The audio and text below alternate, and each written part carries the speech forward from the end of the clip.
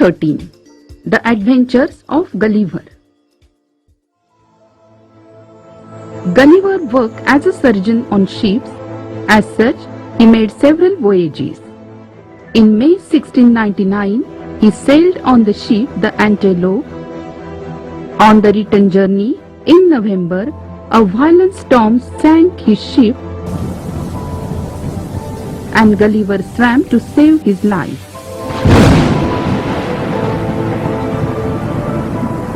Late in the evening, he found himself marooned on a strange land. It was daylight when he awoke, and he found that his arms, feet and hair were held down to the ground with strings. In a little time, he felt something alive moving on his foot. Then it came over his body and up to his face.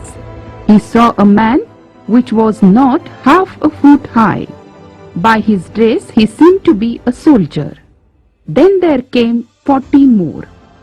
Gulliver gave a great cry, and they all ran back in great fear. After pulling very hard, Gulliver got one arm up from the ground. At the same time he heard a noise and felt a pricking in his hand like that of 1,000 needles. He found that they were shooting arrows at him. Gulliver put his hand over his face. Soon a platform was raised. An important-looking man gave a long speech. From his gesture, Gulliver guessed that he was trying to tell him that they would not harm him, and Gulliver replied with same gesture, and also told that he was hungry. At once 100 men climbed up onto his body and marched up to his mouth carrying food. The bread was as small as bullets, and Gulliver ate 2 or 3 loaves at a time. The little people, known as Lilliputians, danced upon his body and ran to and fro. Then he was taken to the city where the king lived. A great cart was made by joining many carts.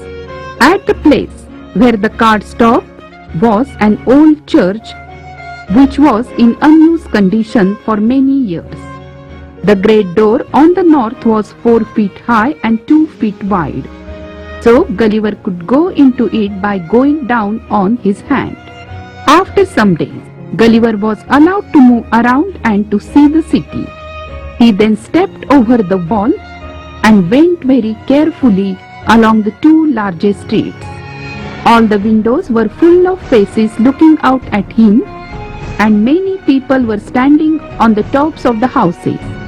The rooms inside the king's house were very beautiful, and in one room, Gulliver saw the queen and some of the young princes. They were greatly pleased by his visit.